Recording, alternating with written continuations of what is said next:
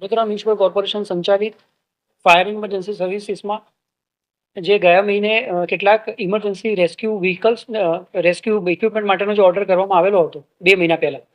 તેના તરફથી જે તે એજન્સી છે તેના તરફથી ધીરે ધીરે કરીને ડિલિવરી શરૂ કરવામાં આવેલી છે, જેની અંદર ઇનફ્લેટેબલ 8 બોટ છે. બોટની સાથેના ઓબીએમ મશીન છે કે જેનાથી બોટ ચાલશે, જે 30 એચપીનું છે. એની સાથે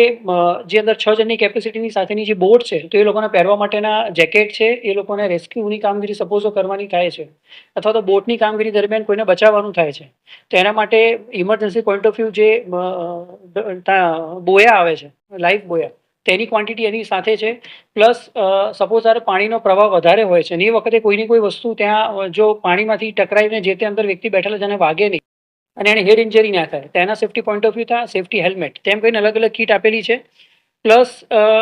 સપોઝ કોઈ જગ્યા પર જ્યારે પણ કામગીરી કરવાની થાય છે ત્યારે બટ ઓબ્વિયસ છે કે ફાયર ડિપાર્ટમેન્ટ પહોંચે તે વખતે પાવર સપ્લાય કટ કરી આપવામાં આવતો હોય છે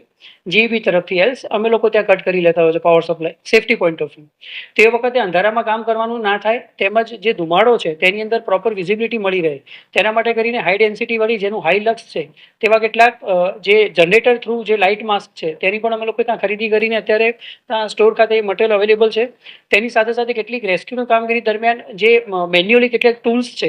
તેનો પણ ત્યાં સરળતાપૂર્વક ઉપયોગ કરી શકાય, અને જે પણ વ્યક્તિ ફસાયું છે અથવા તો જે પણ ત્યાં બિલ્ડિંગ કોલેપ્સ થઈ છે અથવા તો એક્સિડન્ટ થયું છે તેની અંદરથી જે તે વ્યક્તિને સલામત રીતે બહાર કાઢી શકાય તેના માટે પણ કેટલાક ટૂલ્સ ટેકલ્સ એની સાથે આવેલા છે.